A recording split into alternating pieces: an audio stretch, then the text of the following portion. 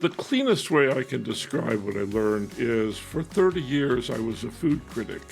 And I would go out to these nice restaurants and eat these nice meals and complain about how the steak was positioned on the plate. And then I took a job in the kitchen. It's chaos back in the kitchen. In the end, what I learned was how to wrap the story around the fact that there's chaos. And I didn't understand that that's what the people I was working with as an analyst did for a living. This is blasphemy. This will cause me hate mail. But what the hell do you need recruiters for in the first place?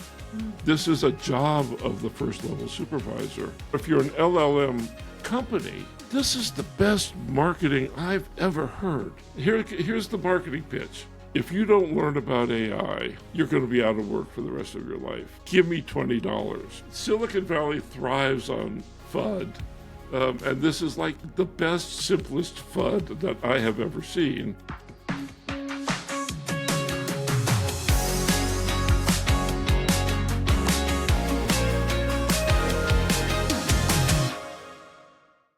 Welcome back to the Meg and Amy Show. Thank you so much for the support for our show. Please do like and subscribe and add comments. We would love to hear from you and what you'd like to see more of on the show. Today we are interviewing John Sumser. John is the HR technology industry's leading independent analyst. For over 2 decades, he's been the most credible voice on HR tech through HR Examiner, a senior fellow at the Conference Board, and a former board director at Salary.com. But what made the past few years different?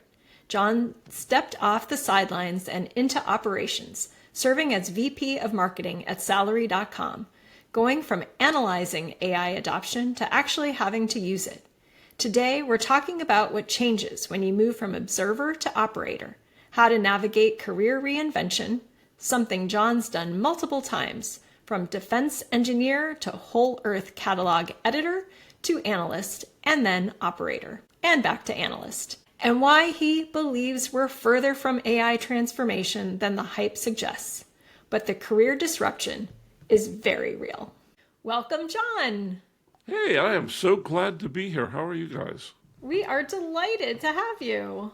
Yeah, this is an exciting time. We're coming towards the end of the year, and we're getting a chance to get people on like yourself that we've been thinking about for quite some time. So thank you for finally making this work for us. That's good. Yeah. Oh, I'm excited. I am so impressed by what you guys are doing.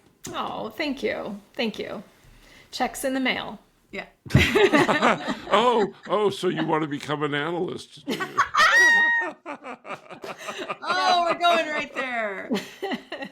Exactly. May as well get started. All right, John. Well, before we jump into the meat of it, I like to ask an icebreaker. And I learned some things about you when I was reading up. And specifically, your bio mentions that early in your career, one of your job options, and maybe jobs, was being a door-to-door Santa. We need to hear this story. So I love this story because it actually encapsulates everything that I've done from the moment that I started with this stuff. So I was running retail camera stores, which in those days meant teaching people trigonometry so that they could learn how to use a single reflex camera, because there was nothing automated about photography in the late 70s. And so that put me in the position to get to know the Polaroid people. And Polaroid had this amazing technology. You took a movie, you could get several minutes of movie, and then you take the cartridge out and you stick it in the reader and it develops itself. And so it was an instant movie. And that product was called Polavision. And Polavision was it was the beginning of the end for Polaroid. They spent every bit of capital they had developing this genius bit of technology. And when they took it to market, the deal was if you bought a system, Santa would come to your house for a 4-hour party. And so me and 5 other Santas sat in this room waiting for the phone to ring that Christmas season, and we would show up in our costumes, because when you got the call, you had to go, and the phone never rang, right? And the phone never rang because Betamax, that at the exact same time, all of a sudden came this similarly priced technology that would give you an entire hour, didn't have any of the hassles of self-developing, and you could edit it. And so Polaroid failed, and Polaroid failed for something that I have seen over and over and over again, which is people taking new technology and solving old problems without understanding what the new technology can do. And that is kind of exactly where we are today. I've seen that same thing happen again and again and again and again, which is people spend a great deal of money trying to institutionalize the last generation's idea of how things are supposed to work. And that seems to me that we have an epidemic of that today. I tend to think that what we're seeing in the marketplace isn't AI so much as it is a recession, and that a lot of the things that are identified as symptoms of AI being in the marketplace are actually the things that you could reliably use to tell if you were in a recession before. I want to pick up on this point because I think the idea of people that have never experienced recession, people that have never run businesses where interest rates or cost of capital was something that was top of mind, people that have built businesses without having to think about all of the building blocks that were required to build their business. So we've had this period of time where there's been a lot held constant or improving. And so we've built a lot of proficiency in assembling these different knowns to create value and to build businesses. And all of a sudden, most of those foundational elements are shifting. And now you have cost basis that's very unreliable. Is, if you're building a business on top of an AI foundation model, you don't really have great line of sight of what that's going to look like a year from now, 2 years from now. You're using a lot of energy, and at some point that is going to become a throttle for how much AI you can use, because there may not be capacity to serve all of the different use cases. Every part of the businesses are adapting, and you don't have a lot of knowns to navigate, whether it is building a business, whether it is building a career, whether it is just figuring out what is the world going to look like. So I'm just curious, those of us that have lived through some of these things, what are some of the things that we lean on to maybe help us? I think it's a great question. And what I was thinking about as you were talking about this is in the 80s, right? One of the great things about my career is in the early days in the defense industry, I was the fastest rising guy in this huge corporation and got 15, 20% raises every year. And 15 to 20% raises every year put you 5 points ahead of inflation. But the mortgage interest rates were in the mid-teens. The idea of full employment sat at around 6% unemployment. There are all these things that today people don't think are true. There had been great economic success throughout the Vietnam War, and then it fell apart.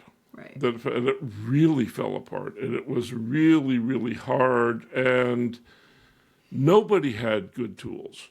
Nobody had good tools. You got into it on a wing and a prayer, and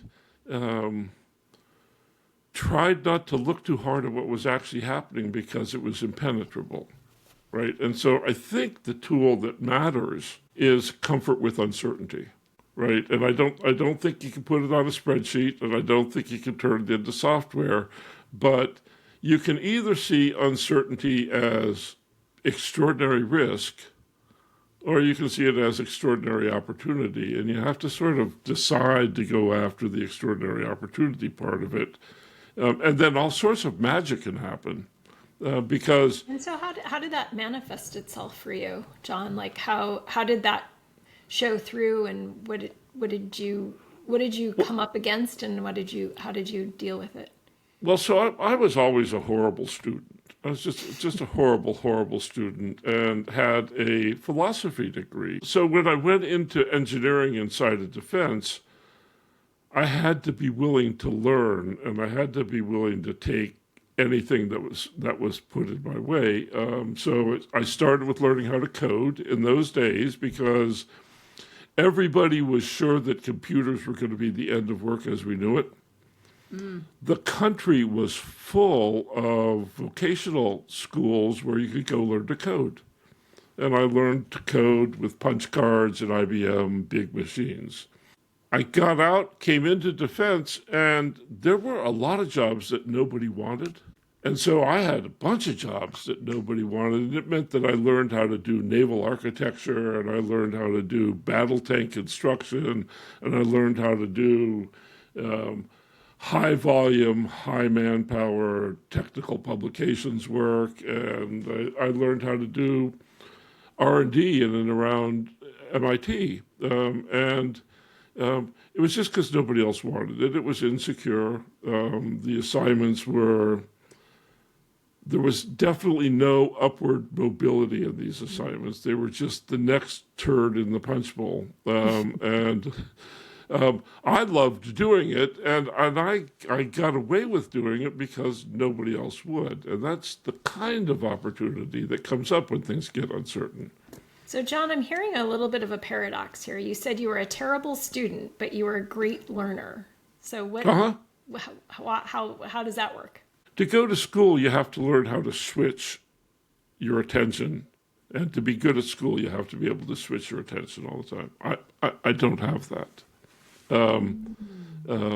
What I like to do is really go deep and really learn something in its entirety, and that doesn't really always adhere to schedules very well, and it certainly doesn't adhere to going from biology to history to some other that kind of rapid switching. I'm just terrible at that kind of rapid switching, but I am really good at going deep. I think I'm hearing another thing too. I think I'm hearing you also really like learning in service of an application, in like knowing that you're learning something to either do something new or, understand what you're doing better, et cetera, versus learning in abstraction because somebody else has this list of things they want you to learn. You hit it right on the nose. I love that kind of building, whole cloth, magic. Else you said that I thought was really interesting that I reflect back. I have heard Safra Katz say something somewhat similar in obviously a very different context, but that you stepped into roles nobody else wanted to do. Right. And in Safra's context, she came out to be focused on tech in financial services, and nobody wanted to be part of tech in financial services because it was seen as, sort of trivial and uninteresting at the time. Right.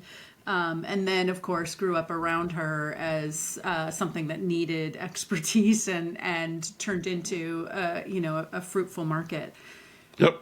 I think that there is something really powerful in that, tied to the other thing that you said, which is being willing to step into roles and opportunities that maybe do not have great career paths, but that collectively can help give you more tools to go after something bigger at a future moment. How would you advise both like new early talent in thinking like this, and also maybe more experienced senior people who are finding themselves struggling to find jobs because the market is so difficult right now? Well, I think the first thing that I would say is moving up is a very limited way to think about work, right? And so if you come into work and you think that success involves titles and hierarchy, the odds are you're going to be disappointed. The odds are you're going to be very disappointed because that's a thin path up, and every step up you make, the air gets rarer and rarer and rarer.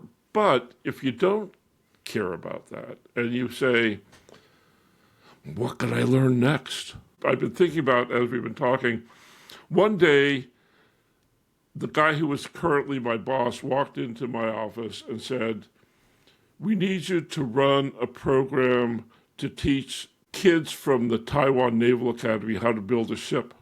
That was such an interesting year. I spent the entire year with the premise being, if I was a little bit ahead of the class by the end of the day, then I could go home and get ahead of them again. And so I just stayed running ahead of them for the year or so of that particular contract. That was enough so that the people around me could come in and do some more programmatic stuff. They could see where the pieces were and what all the stuff was. So it was like being the explorer that cuts the path through the woods so that somebody can come along and do it. Because there were 10,000 engineers in that shop, and none of those 10,000 engineers had the slightest idea about naval architecture. So your career has been a model of adaptability, and the two things I took away from what you said is have comfort with uncertainty and do what other people don't want to do.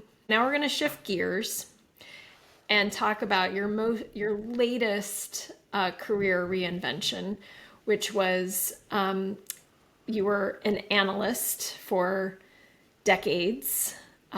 And then you switched from being an analyst to being an operator, running marketing at salary.com. What did you unlearn? What did you learn? What surprised you about being on the inside?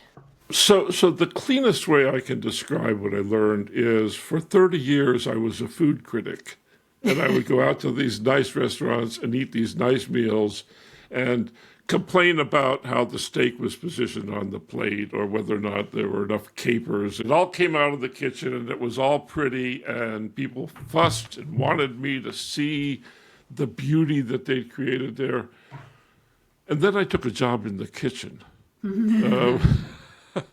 And kitchens are places where you have to be alert a lot of the time. There's always this gremlin in the background who's eating up the routine and turning it into something else. And so it's never pretty, and it's never and there's a lot of nicely knives. Structured. There's a lot of knives.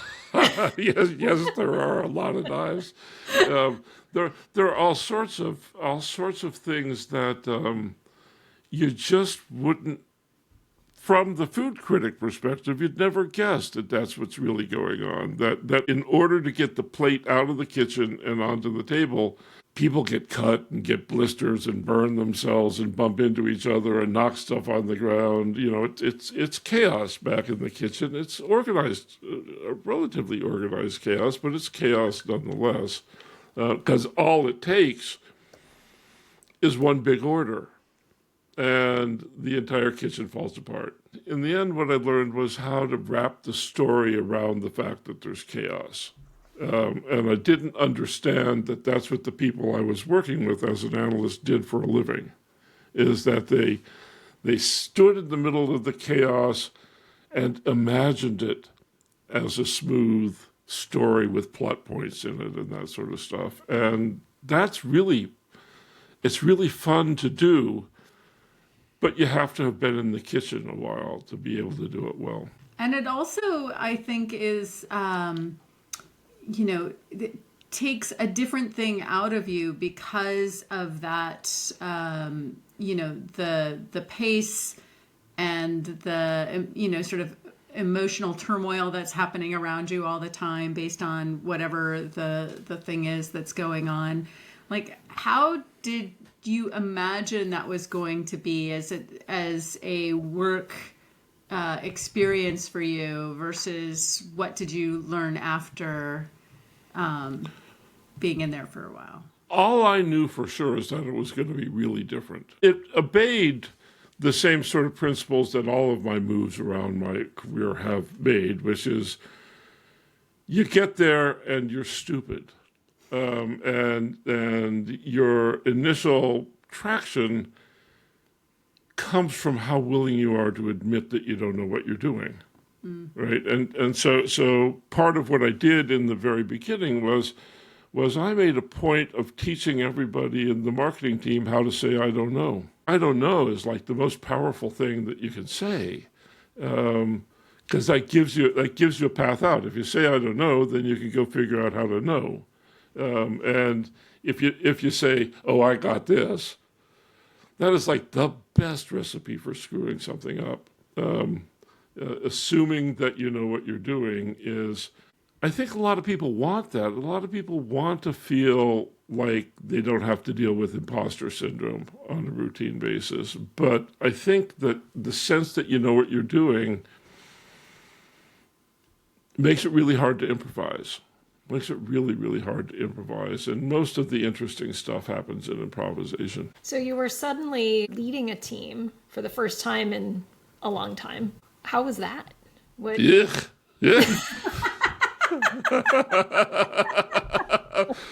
Oh man, here's what I learned. I learned I'm really not a very good leader of people. I am really good in small settings, one-on-one, one-on-two, at the core of things, but I am terrible with a team. I don't like the hard conversations. And then the other thing that I don't like is back-to-back meetings. I did all of this in the context of COVID, and what happened in COVID is we moved from working together to having 8-hour-long meetings in a row. Yeah. By the end of 8 sequential meetings, there was nothing left of my brain. The context switching is a real energy drain, and especially for you, it sounds like. Yep. And so the other thing about hierarchy is I'm not really good at that. I loved everybody that I met at Salary.com. I made some lifelong friends. It's been a tremendous experience. But part of the result of the experience is I learned some things that I'm now very clear. I have no interest in doing that again. Just like I have no interest in doing naval architecture again or interactive video disc design again. All these things that I've done, I like doing them to the point that I understand what they are and can cut out a path for somebody else, but then I like to move on to the next thing. So you've now switched back to being an analyst. And so based on your experience on the inside, how will you approach being an analyst? How has your perspective changed? How's your approach going to change or is changing as a result of what you learned there? Well, I have a better understanding of what people need. I have a much better understanding of what people need. It was all hypothetical to me when I was an analyst, and I think that disconnect between knowing what people need and being the person delivering it is responsible for the challenging things that the analyst industry offers, right? Because it's hard to make a living as an analyst telling truth to power. It's a lot easier to make a living as an analyst telling people what they want to hear. And so where I think I have an edge is I know what people need now, and my total challenge is going to be figuring out how to tell people what they need to hear in a way that allows them to harness that for commercial progress of some kind. And I would not have been any good at that. I wasn't any good at that for all of those years. And now I think it's going to be a lot better for traction. Because you tended toward the saying what people wanted to hear side? No. So a great example, 2015, I started building AI ethics advisory boards for big companies. And nobody was doing that. Absolutely nobody was doing that. And what I found is that there were few people who wanted to do that. And almost everybody else thought it was a complete waste of time. We learned a lot about how ethics worked in the 5 years between 2016 and 2020, but it wasn't because everybody wanted it.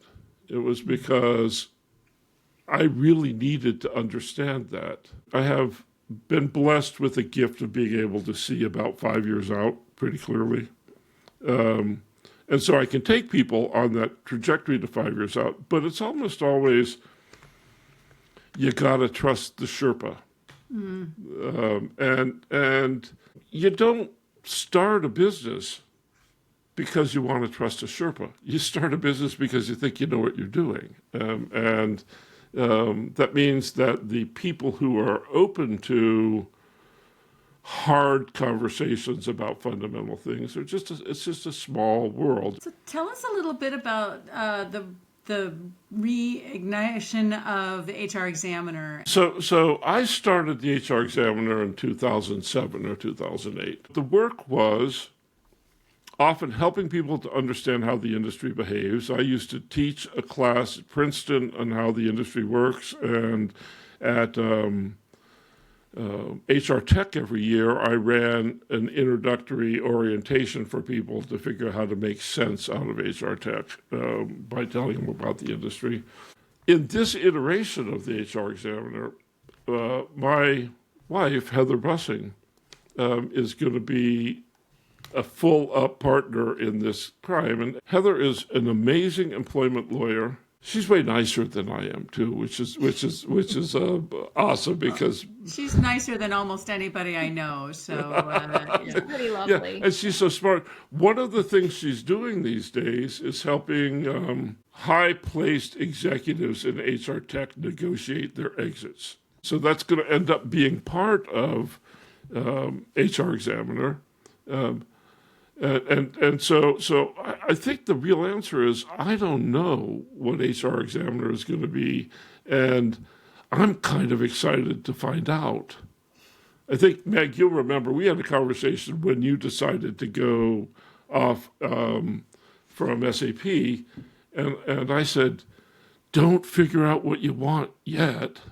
Let it go, and I'm going to do that. Right? I'm going to take my own advice and see what happens. The revitalized HR Examiner website is on Substack, and we already have 3,500 subscribers. There's an audience for both Heather and I that are people who want to hear practical answers to complicated problems that are not gussied up just because you're writing a check. And so it'd be fun. Practical answers, and I would say also human-centric values. Those are parts of your collective brand. That's the reason you have a great followership. And I would add provocative positions with deep thought and research too. I'd love to just hear a little bit about some of your latest pieces and thinking. One is that AI is only 80% usable. Another is the anthropomorphism issues around AI, and another is the emerging importance of one-on-one personalization that AI brings versus many-to-many. So those are three pieces that you've recently brought forward that I think are very provocative, very thought-provoking, but you back them up with really great research and really great deep thinking.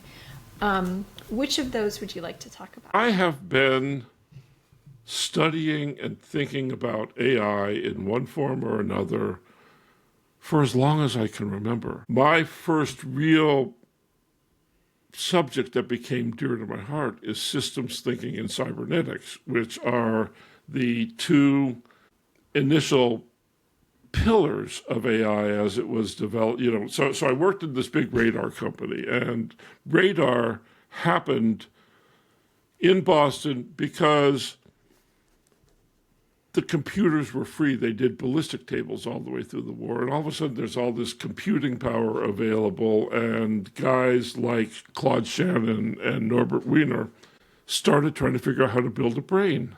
1948, 1949. And their work permeates all of AI from here on out. And what's happened in AI is over that time, some ideas won out and some ideas didn't win out. It was an evolutionary thing. And some of the ideas that didn't win out are necessary to get us to the next level. The thing about large language models is that they really are never going to get to be precise. Right. And most of the interesting work in AI right now is about how to overcome the fact that those models will never be precise. And what it means is the LLM gets shunted into places where it won't do damage. Those places are getting smaller and smaller. Now, if you're an LLM company, this is the best marketing I've ever heard. Here's the marketing pitch. If you don't learn about AI, you're going to be out of work for the rest of your life. Give me $20. It's awesome, right? That is, Silicon Valley thrives on FUD. And this is like the best, simplest FUD that I have ever seen. It's wrong a lot. There are just not that many HR questions that have room for probabilistic answers. How much is my paycheck going to be this week? Well, probably it's going to be about $20. How much vacation time do I have left? Well, I think it might be about 3 weeks. You know, probabilistic answers in HR are hard. So how do you do really good coaching? I wouldn't let a large language model handle that problem because God knows what it would say. Right. And so that's the beginning of my critique. Once you start giving me your $20, then we're going to make this thing your friend. Yeah, exactly. Tell you how smart you are. because they don't just want $20 a month; they want your attention so they can sell you advertising. Right. It is not a very complicated business plan. It's expensive, but it's a very simple business plan. And so when you engage with the tools as if they were people, you teach them how to treat you so you'll stay sticky. And that's the problem. So anthropomorphism is what I do with Carlos, my dog. Carlos is nearly a human being. I'm a big fan of Carlos. And so the degree to which I treat him like he's a human is anthropomorphism. And we do that all over the place as human beings. We like to treat other creatures as if they're human. But they're not. And as comfortable as it is, and as wonderful as it is for me to love Carlos in all of his splendor, he's not a people. He's just not a people. He thrives on being treated like one, but he's not. He's not. And there are some things, like when he gives me that look that goes, I don't know what the hell you're talking about. Could you please talk to me my way? That's his message for me to stop treating him like a person. But that kind of thing where treating something as if it's something that it's not has a lot of risk in it, particularly when the company that's asking you to do that or encouraging you to do that is going to make money because you do. That's right. So that's the anthropomorphism piece. Then there's there's a guy named Gary Marcus who is. You were saying some things that were reminding me of Gary Marcus, actually. Yeah, he is generally right about the limits of large language models and what happens. I listened to this incredible interview with Sam Altman and Satya Nadella, where they talked about what their energy requirements actually are. Mm. They need to put a gigawatt of new capacity online every week for the next 20 years. Now, a gigawatt, that sounds so abstract, but a gigawatt is a power plant. And to put up a power plant, you got 10 years of regulation and site surveys, and then another 5 years of eminent domain so you can put all of the lines in the right place. And that doesn't happen one a week. There's no way that that'll ever happen one a week. And so they're owning in public that they're running out of power. I was telling Heather the other day that I find it remarkable that if you need power today, you can't build a nuke because it's got all of the regulatory time associated with it. So what are you going to do? You're going to put more coal in the power plants that use coal.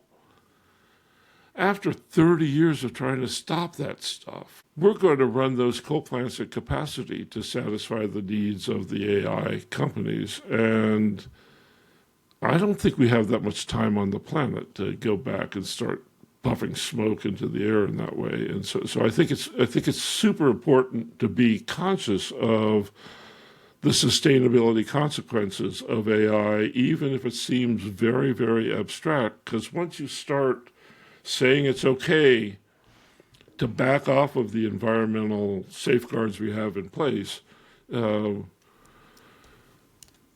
start playing with fire. And then, of course, when you layer over the fact that if you do any reading at all, you find that these data centers that are being built and the power behind them that is being built is all being done with debt in SPVs and sort of off-balance sheet instruments. And so you start to think, okay, we're doing a massive expansion, and that expansion is being done with financial instruments that are very difficult to understand. So this is where I think we come to a world where we either have that, where we've sort of financial engineered a bubble in a way that becomes very difficult to sustain economically, and or we build with an assumption of access to AI that starts to get rationed or have the pricing have to change dramatically as part of the way that you would potentially ration use if you end up with these choke points. The cost of a token is always going to be driving down to the cost of electricity. The overall cost to operate a model is going to be higher than anybody wants, which means the engineers are going to get better and better and better and better at using tools smartly to reduce their resource consumption. What we're doing right now is taking the old models and automating them. We don't know how to price value. We don't know how to describe what value is. We don't know how to deal with the fact that value is context specific. Paying for usage means that the entire system conspires to not have you iterate. You said that you can see 5 years out. So I'm going to hold you to that. Okay. What's happening in 5 years? What should we prepare for? One of the things that's happening is people are starting to see the damage that having siloed work does. I have heard recently more people talking about improving the relationship between the CFO and the HR department than I've ever heard before. This is 80% of the balance sheet. you know, why aren't they eyeballing the human resources cost? And what you find when you go to eyeball the human resources cost is that the silos have prevented us from being budget savvy. Yep. So every other part of the organization has rigorous budget discipline. And HR is an ocean of exceptions to budget discipline. People who are closer to the problem are going to have a better chance at solving it. Like, you know, this is blasphemy. This will cause me hate mail. But what the hell do you need recruiters for in the first place? This is a job of the first level supervisor. What could be more important and more strategic than doing recruiting well? There's no accountability for results built into it. The accountability for results is always dumped off on somebody else's desk. And that's not how you run a business.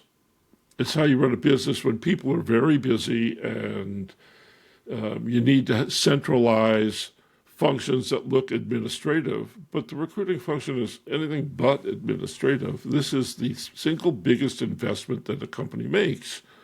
And And it needs to be put in the hands of the people who are actually responsible for the outcomes from that investment. I've never seen a learning and development function that wouldn't be better if somebody who actually knew what they were talking about was running it.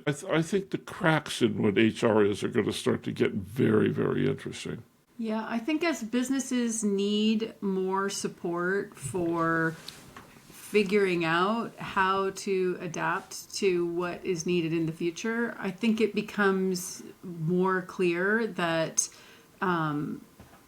you're either part of helping to solve that problem, or you're going to be seen as somebody detracting from solving that problem. You can't be strategic in this moment and not speak the language of business. You Right. can't be strategic in this moment and not really get deeply, roll your sleeves up, connected to where is the strategy requiring us to adapt, and what do we need to do to help our people adapt. If you're not solving that problem, I'm really not sure what the sustainability of any function is if it can't show that it's solving those problems for business today. Yeah, I think one of the great things I got out of my time in Salary.com was a better understanding of what strategy actually means. Strategy, for all practical purposes, is how do you align what you're doing with the goals of the company? It's not any more complicated than that. And if you're aligning with the goals of the company, thumbs up. And if you're not aligning with the goals of the company, watch out. I don't think when people in HR talk about wanting to be more strategic, I don't think that's what they mean. I just do wonder how we got so wrapped up with moving the needle from, hey, we care about people and we care about engaged employees, and making that be the end game, versus we care about people because they are critical to delivering the goals of the business. Right. Somehow we just dropped the most important bit. Well- And ironically, we're not able to care about the people, because if we don't help them be materially important to the business, then they're not going to be successful. Yep, and the current design limits our ability to be aligned with the goals of the business. I do want to tell you that the one paper that I wrote in college that I was actually proud of was a look at the cotton mills in England in the 1820s. Yeah. And if you go into the HR Examiner today, there's an article in the HR Examiner about this idea that there isn't going to be work because of technology. And the first observable version of that was in the cotton mills in 1820, but it has come along with every new movement in technology. The threat, I mean, it's how I became a great engineer, is everybody was so scared of what computers would do that as long as you didn't let scared get in the way, there was a lot of room to move. But no jobs went away. All right. Well, on that note, So thank you. This was a delightful romp. I had the best time. You guys are so great. wonderful. Thank you. We always learn a lot from you, John, and we are Absolutely. looking forward to getting our reading of the HR Examiner and really watching that entire project thrive under your leadership again. I get to work with my best friend. And that Well, is the that best is part of a it. huge we perk. appreciate that. We appreciate Yeah. that. Send our know. love to Heather and to Carlos. Ready for Leadership Corner, Meg? Oh, you bet. Let's Leadership Corner. I'm caught between senior leaders with competing priorities. How do I manage up effectively when executing one leader's agenda directly conflicts with another's? Ooh, this is when the rubber meets the road, right? Yeah, this is... Yeah, speaking of knives and Yes. being burned in the kitchen. We seem to be on a theme, Amy. I'm not sure if your call to the audience has given us momentum in a certain direction, or if this is just where things are. But yes, this is tough. This is definitely a level cutter. So There is no easy answer, of course, but I think the way that I would start approaching this problem is to remember your first allegiance has to be to your organization and your direct boss. This is difficult because that can burn you, but I think it is the highest integrity way that you can approach the problem. So the first thing is keep that in mind, that your job is to make your boss look good. Your job is to execute the commitments that you've made to your boss and with your boss for how your department is going to deliver. The nuance really comes from if there is a way to find middle ground, you are going to do yourself a lot of favors to do that. If there is no way to define middle ground, having an opportunity to speak with integrity about what you are and are not going to do is going to matter a lot. So making sure that you're transparent about the fact that, like, hey, these are the two things that we hope to be doing. I'm not going to be able to be doing this one because I have made a commitment that I'm working on this one. Hopefully, by being able to step up with that transparency, you give some space for maybe the dysfunctional party leaders to have to talk about the things going on in the open, because oftentimes these are more beneath the surface kinds of things, and that's where it gets really difficult. So trying to keep yourself out of losing integrity, trying to keep yourself in a position of being clear and direct about what you are going to be able to do and what you're not going to be able to do, not to pick at scabs, but to at least make sure that you are both working with your own integrity and being clear about what is possible with your time and your energy, I think is probably the best thing you can do to help yourself feel good about what you are going to be able to do and what you're not going to be able to do. And then the last thing I would say is that the most important thing is to not let yourself pretend that you can do some of each, because if these two things are actually working against each other, the last thing you want to be doing is working against your own progress, because that is going to put you in a situation where it shows you're not able to get anything done. So that's why it becomes important to choose and then to provide transparency so that you can at least manage to get something done, versus putting yourself in a position where you're waiting for this to settle and you end up getting nothing done. That's probably the worst of all choices. So I'd stay away from that one. Oh, that was a bundle of goodness there, Meg. Here she says, like, oh, I have nothing to say with this question, and then she just delivers all these drops of wisdom. So yeah, when I read the question, I was thinking of the two leaders as being kind of equivalent in my sphere, and so you made a really good point, Meg, that in all likelihood one of them is in my direct line of report, and the other is a very influential and very important person, but not necessarily in my direct line of report. So it does create a bit of an imbalance there that you have to be aware of. So I really like that.